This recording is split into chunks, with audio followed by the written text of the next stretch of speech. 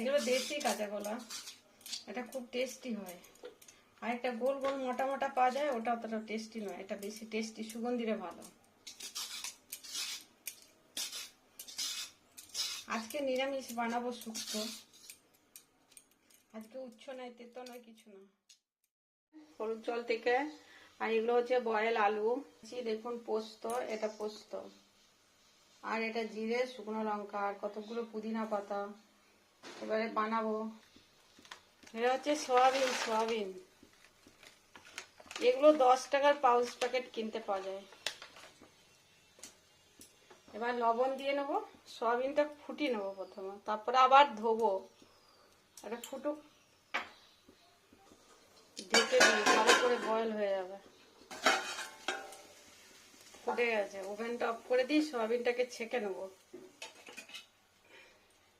জল থেকে এটাকে ছেঁকে নিলে ঠান্ডা জল দিয়ে ভালো করে ধুয়ে আর নিংড়ে নেবো তাড়াতাড়ি করে। এই গরম জলটাকে ফেলে নিতে হবে, গরম জলটার কোনো কাজ নেই। সর্ষের তেল, তেলটা গরম হয়ে গেছে, এবার দিয়ে নেবো 5 ফোড়ন। 5 ফোড়নটা আমি বাড়িতেই বানাই, কালো জিরের একটু বেশি দিই। সব আলাদা আলাদা করে কিনে নিয়ে আসি, তারপরে ধুয়ে শুকিয়ে নিই, তারপরে ওখানে দিই। 5 ফোড়ন হয়ে গেছে, এবার এখানে দিয়ে নিই আমি আদা। আদাটা না আমি সবসময় এরকম থেতো করি, মিহি পেস্ট করি না। আর একটা তেজপাতা, আর কাঁচা লঙ্কা, চেরা কাঁচা লঙ্কা, শুকনো লঙ্কা বাটা দেবো। এটা করতে হবে ভালো করে। এখানে দিয়ে নিচ্ছি কাঁচা কলা, বেগুন একসাথে, সব যেগুলো ধুয়ে নিয়েছি।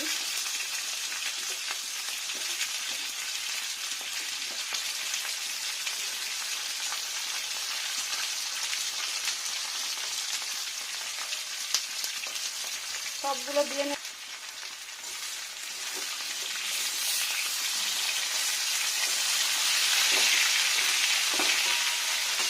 বেশি ফ্রাই হওয়ার দরকার নেই।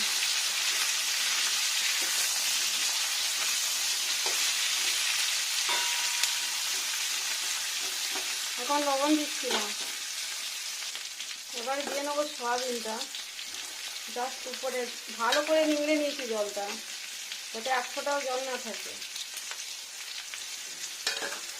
ধুয়ে ভালো করে নিংড়ে নিতে হবে। ব্যাস, এটা হয়ে গেল কাজ, ফাংশন শেষ। আগে সয়াবিন দিলে তেলটা পুরো সয়াবিনে টেনে নেবে, ওই জন্য সয়াবিনটা পরে দিতে হয়। এবারে বয়েল আলুগুলোকে দিয়ে নিচ্ছি গোটা গোটা। হ্যাঁ, খুন্তি করে কেটে নেবো, আমি আলাদা করে আর ছুরি দিয়ে কাটিনি, এখানে খুন্তি। একটু বড় বড় থাকবে সাইজে আলুটা।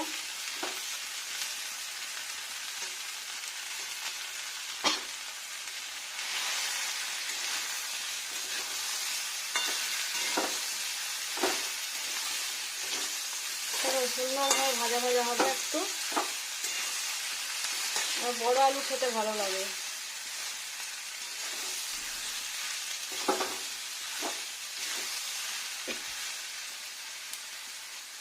এখানে দিয়ে লবণ, টেস্টির জন্য যতটা লবণ লাগবে। একটু মুখরোচক হবে লবণ, ঝাল, মশলা।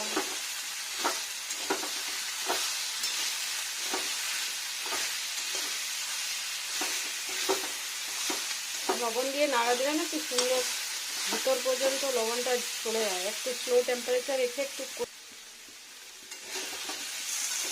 এরকম ভাজা ভাজা হয়ে গেছে।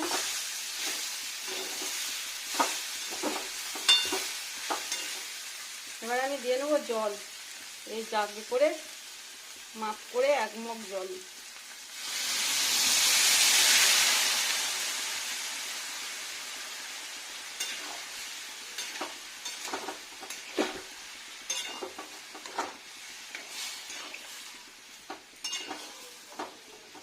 আর সোয়াবিনে না অনেক জল টানবে, আর একটু জল দেবো। আর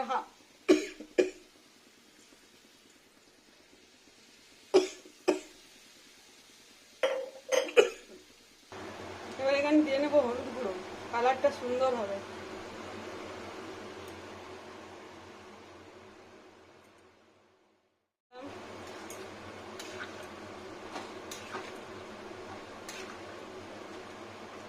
এবারে ঢেকে নেবো একটু মিনিট, 1-2 মিনিট ঢেকে নেবো, তাহলে কি হবে, সয়াবিনটা ভালো ফুলবে। সোজা দিকে ঢাকা দিই। দেখুন এটা হচ্ছে 2 টুকরো দারুচিনি, 2টো এলাচ, আর কতগুলো লবঙ্গ, 4-5টা। এটা আমি পেস্ট বানিয়ে নেবো, বেটে নেবো মশলাটা। এবার আমি ঢাকাটা খুলি, দেখুন কত সুন্দর ফুটেছে। ওই জন্য আমি কি সোজা দিকে ঢাকা দিই জানেন তো, কিন্তু এই জায়গাটা শর্টেজ হয়ে গেছে, ওই জন্য এদিকে ঢাকা দেওয়া গেল না। দেখুন কত সুন্দর ফুটে গেছে, আলু বয়েল হয়ে গেছে। এতে কি হয়, সয়াবিনটা ভালো ফোলে, আর সেদ্ধ করলে বেগুনটা গলা গলা হয়ে যাবে। আর আমার আবার খুব সেদ্ধ পছন্দ নয় জানেন তো, গোটা গোটা সেদ্ধ থাকবে, প্রত্যেকটা সবজির আলাদা টেস্ট থাকবে। এবার দেখুন ওই যে পেস্ট বানিয়েছিলাম জিরা আর শুকনো লঙ্কা আর পোস্ত, ওই পেস্টটা দিয়ে নেবো এখানে, সুন্দর করে দিয়ে নেবো, যাতে টেস্টিটা খুব সুন্দর এসে যায়। খুব সুন্দর রান্নাটা হয়, নিরামিষ হলেও না টেস্টি, খুব সুন্দর টেস্টি খেতে। আমার বাড়ি বড়রা থাকে, ওই জন্য আমরা ঝালটা মোটামুটি ব্যালেন্স করে খাই, খুব বেশিও না খুব কমও না। বাচ্চা থাকলে ঝাল এই ঝালটাই খেতে পারবে না গো। 2-1টা আলু একটু ম্যাশ করে দিই, আমার গোটা আলু, বড় বড় আলু খেতে ভালো লাগে। দেখুন এটা দিয়ে নিলাম, একটু ফুটবে পোস্তটা। এবার যে পুদিনার পেস্ট বানিয়েছিলাম, এই পুদিনার পেস্টটা দিয়ে নেবো, আর গরম মশলার পেস্ট বানিয়ে নিই, ওটা দিয়ে নেবো। এটা একটু এখানে টেম্পারেচার একটু ডাউনে রাখতে হবে, টেম্পারেচার একটু ডাউনে করে দিই, তাহলে সুন্দর ফুটবে। দেখুন এবার দিয়ে নিচ্ছি পুদিনার পেস্টটা।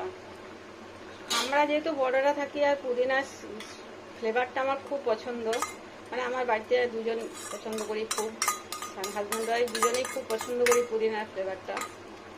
তো নিরামিষ হলে কম চাটনি বানাই, এইভাবে পেস্ট মশলা হিসেবে ইউজ করি, খুব সুগন্ধি হয় তরকারি। আর এটা যখন ফুটে যায় না, আর ওরকম বাজে স্মেল থাকে না। আর স্মেলটা যার যেমন, ফ্লেভারটা বাচ্চারা খেতে চায় না, কিন্তু এইভাবে ফুটে দিলে খেয়ে নেয়। দেখুন কি সুন্দর হয়ে গেল না রান্নাটা, নিরামিষ কিন্তু চমৎকার। এবারে ফুটিয়ে নেবো একবার জোর দিয়ে, ফুল টেম্পারেচার দিয়ে ফুটিয়ে নেবো। আর যে গরম মশলাটা আছে, যেটা পেস্ট করলাম গরম মশলাটা, ওটা দিয়ে নেবো, এটার জন্য সুগন্ধিটা ভালো হয়ে যাবে। এটা হচ্ছে নিরামিষ এক পদ রান্না, কিন্তু টেস্টি। ভাতের উপর, রুটির উপর, পরোটার উপর, সব কিছুতেই খেতে পারবেন। আমি যে সবজিটা বানিয়েছি, আমার দিন রাত্রি 2 বেলা হয়ে যাবে। লাঞ্চে রাইসের সাথে খাবো, রাত্রে রুটিতে খাবো।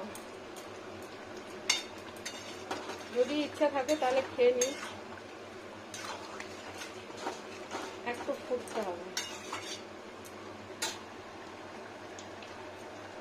একটু ঢাকা করে দিই। খুব সুন্দর রান্না, পুলি ঢাকাটা। আরে মুখরো যে রান্নাটা না,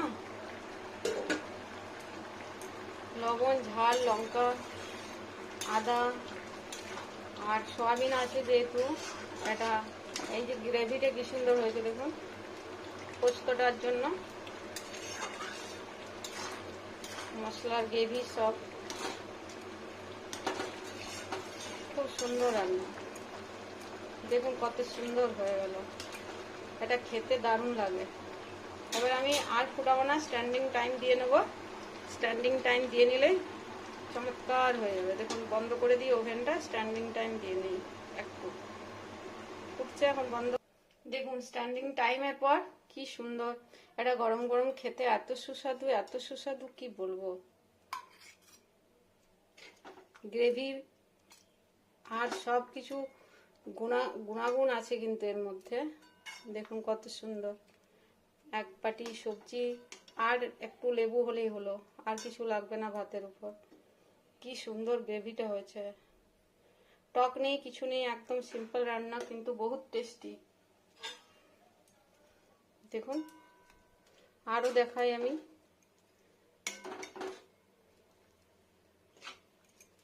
অনেক ভেজ হয়েছে জানেন তো। দেখুন কত সুন্দর, এটা নিরামিষ কিন্তু খেতে বহুত মুখরোচক।